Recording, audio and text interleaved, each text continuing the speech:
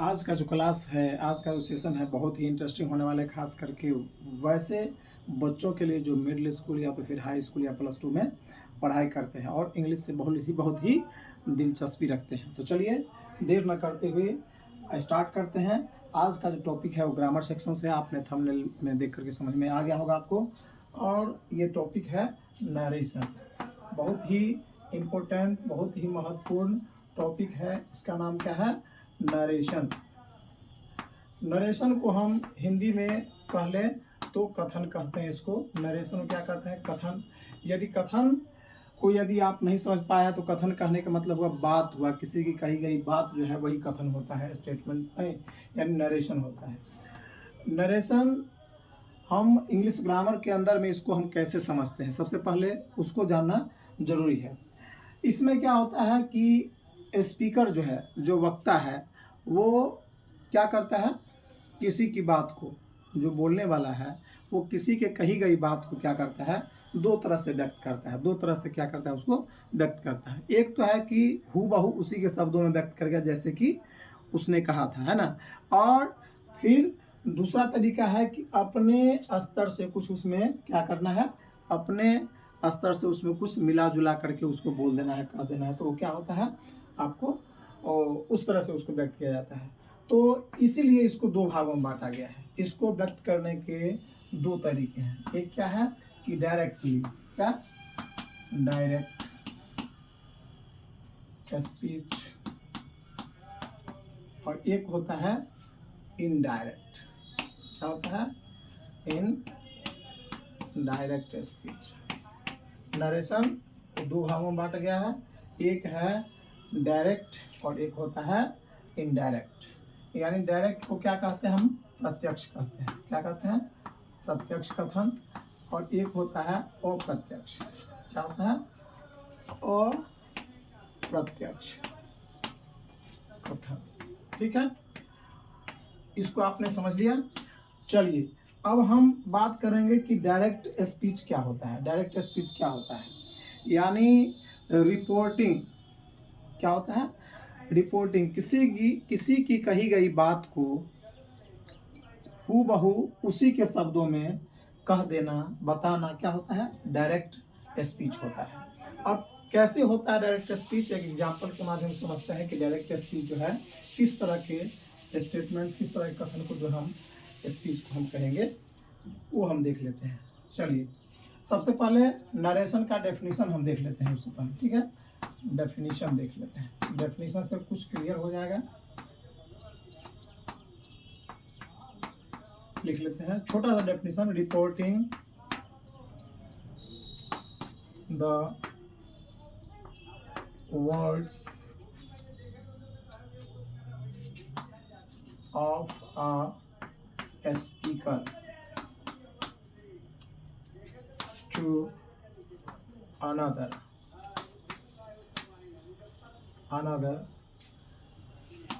is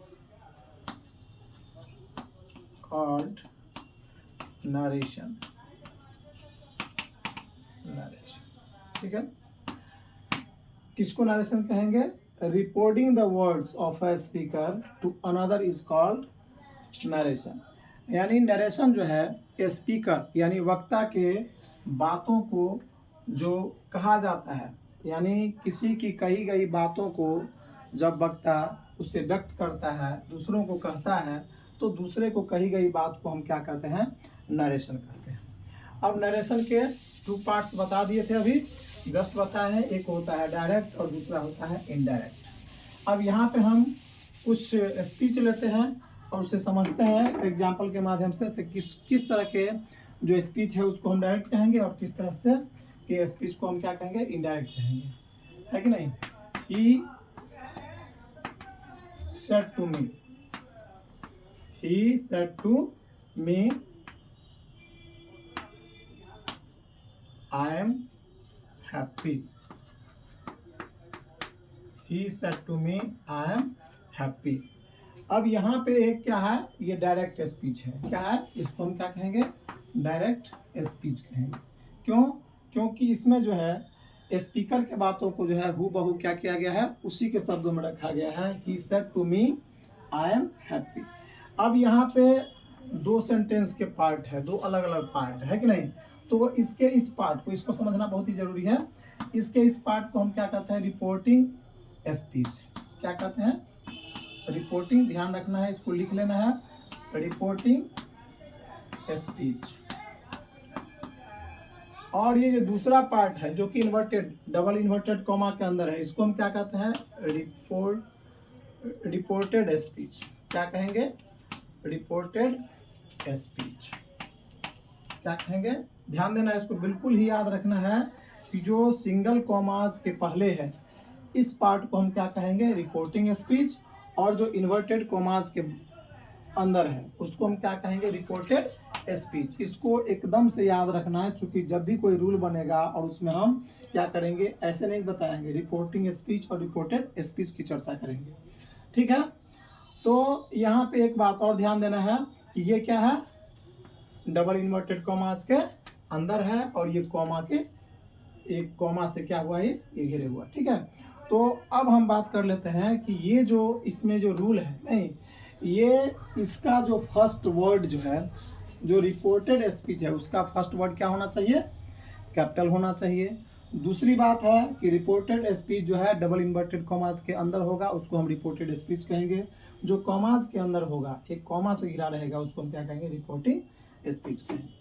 चलिए, यदि हम इस सेंटेंस को इनडायरेक्ट में कन्वर्ट कर दें, चेंज कर दें, तो किस तरह से ये चेंज होगा उसको भी देख लेते हैं।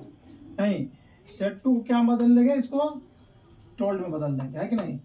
ही टोल्ड मी, क्या हो जाएगा, ही told me.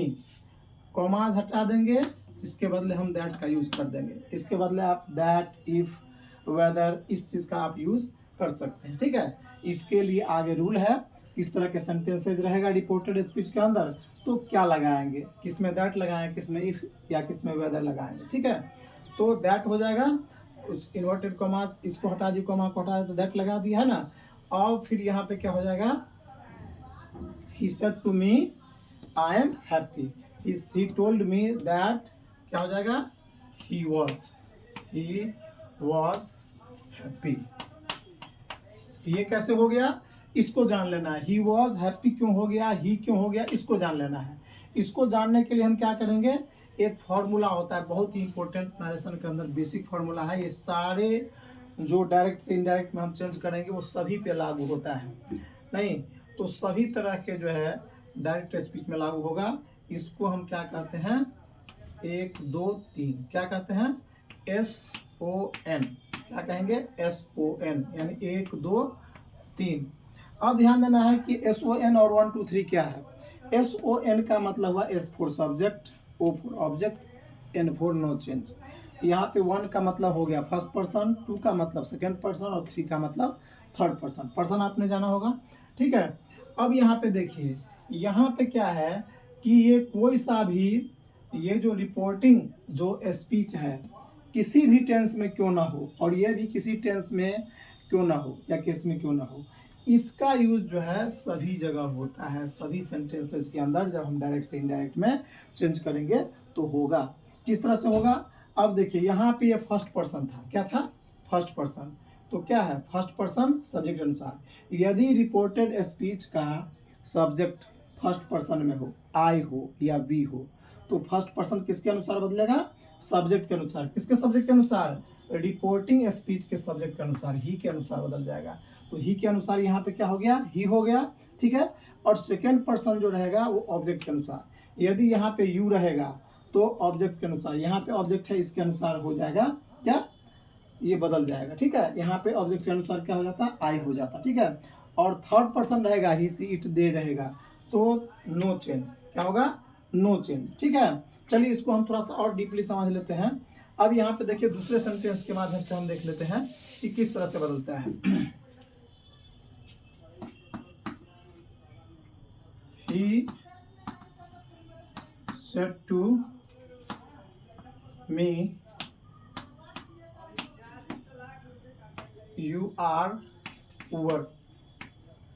He said to me, you are poor। उसने मुझसे कहा तुम गरीब हो, उसने मुझसे कहा तुम गरीब हो। अब इसको देखिए कैसे बनाते हैं, he told me, he told me, said to किस में बदलेगा, टोल्ड में बदलेगा, ठीक है। तो ही टोल्ड मी दैट का यूज करेंगे, ही टोल्ड मी दैट, क्या हो जाएगा, सेकेंड पर्सन क्या बताए थे, ऑब्जेक्ट के अनुसार, सेकेंड पर्सन ऑब्जेक्ट के अनुसार। फिर से एक बार देख लीजिए, ये क्या था, SON, सन का फॉर्मूला कहते हैं 1 2 3, सेकेंड पर्सन रहेगा तो ऑब्जेक्ट के अनुसार, ये सेकेंड पर्सन है तो ऑब्जेक्ट क्या है, मी के अनुसार क्या हो जाएगा, आई हो जाएगा, मी का क्या हो जाएगा, आई हो जाएगा, तो क्या हो जाएगा, he said to me you are poor, तो क्या हो जाएगा, आई वॉज पुअर, क्या हो जाएगा, आई वॉज पुअर। अब हम बात कर लेंगे कि ये किस तरह से इसके टेंस में जो बदलाव होता है, इसका जो टेंस है या इसके जो वर्ब फॉर्म जो बदल गए, आर के जगह पे वॉज हो गया, नहीं यहाँ पे एम के जगह पे वॉज हो गया, ये किस तरह से बदलता है, कैसे चेंज होता है, इस पर हम चर्चा कर लेते हैं। चलिए, तो जब भी रिपोर्टिंग जो स्पीच है, रिपोर्टिंग स्पीच समझ में आ रहा है, रिपोर्टिंग स्पीच जब भी आपका पास्ट में रहेगा, किसमें रहेगा, पास्ट में रहेगा, यदि रिपोर्टिंग स्पीच प्रेजेंट या फ्यूचर में रहेगा, ठीक है, यदि यहाँ पे लिख लीजिए, एक नोट है, नोट, यदि रिपोर्टिंग स्पीच, क्या, reporting speech, reporting speech present, किसमें, प्रेजेंट या फ्यूचर में रहे, फ्यूचर में हो, तो क्या होगा, रिपोर्टेड स्पीच, रिपोर्टेड स्पीच का टेंस या वर्ब क्या होता है, नहीं बदलता है, नहीं बदलता है, ध्यान रखिएगा, नहीं बदलता है, इसको याद रखिए, नोट कर लीजिए। यदि रिपोर्टिंग स्पीच का यदि रिपोर्टिंग स्पीच प्रेजेंट में या फ्यूचर में हो तो रिपोर्टेड स्पीच का टेंस या वर्ब नहीं बदलेगा, क्या नहीं बदलेगा, टेंस या वर्ब में कोई परिवर्तन नहीं होगा। इसके बाद दूसरा रूल है,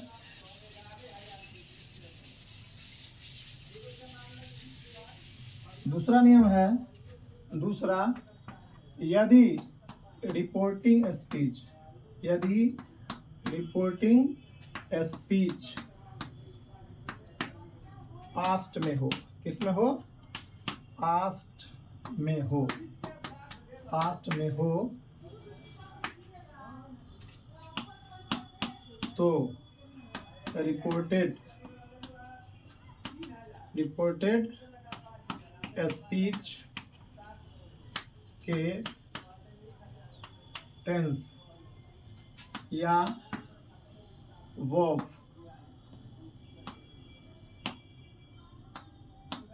निम्नलिखित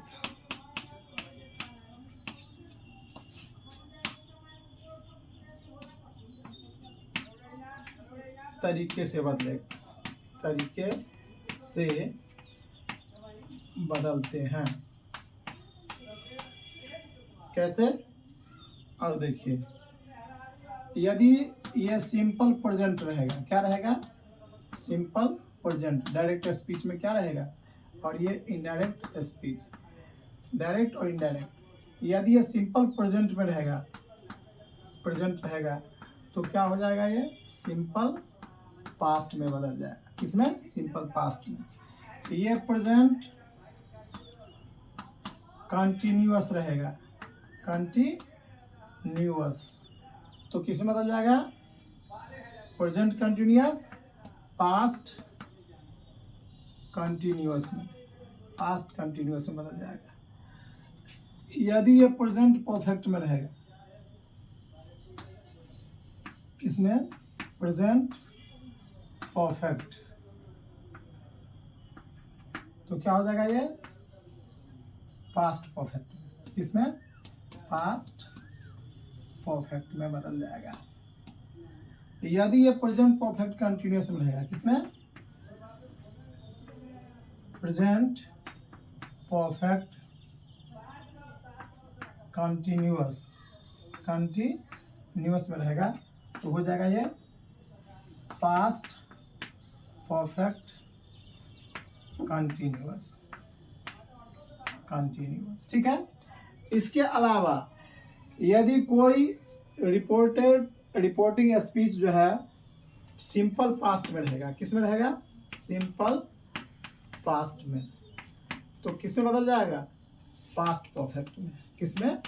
पास्ट परफेक्ट में। और यदि ये रहेगा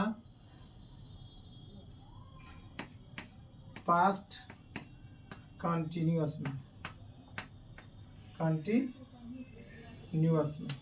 तो किस में बदलेगा? Past perfect continuous. Past perfect no change, past perfect continuous no change. ठीक है, इतना समझ में आ गया? ठीक है, यही चेंज होता है। इसके अलावा इज एम आर रहेगा तो वाज वेयर में, किसमें? इज एम आर रहेगा तो किसमें बदलेगा? वॉज या वर में बदल जाएगा। ठीक है, इसके अलावा फिर हैज हैव रहेगा तो हैड में बदल जाएगा। शैल विल रहेगा तो शुड और वुड में बदलेगा। इस तरह से कैन रहेगा तो कुड में, नहीं मे रहेगा तो माइट में। इस तरह से जो बदलाव होगा। ठीक है, तो चलिए आज के इस सेशन में बस इतना ही। ये जो बेसिक चीज़ें हैं, जो आपका नरेशन से जो रिलेटेड जो बेसिक चीज़ें हैं, आप इतना आज के क्लास में सीखिए और फिर आगे इसके आगे मैं दूसरे क्लास में मैं सेशन में इसको डिस्कस करूँगा। और आप निश्चित रूप से इसको जो है स्टार्ट कर दीजिए। इसको उसमें जो एग्जाम्पल है किसी बुक को लेकर के एग्जाम्पल को सॉल्व करना सीखिए, उसको डायरेक्ट से इनडायरेक्ट में बदलना सीखिए और इसको निश्चित रूप से याद रखिए। एसओएन के फॉर्मूला को जो है निश्चित रूप से याद रखिए। चलिए आज की क्लास में, आज के सेशन में बस इतना ही। मिलते हैं फिर नेक्स्ट सेशन में, नेक्स्ट क्लासेस में। तब तक के लिए इस क्लास में बने रहने के लिए बहुत बहुत धन्यवाद।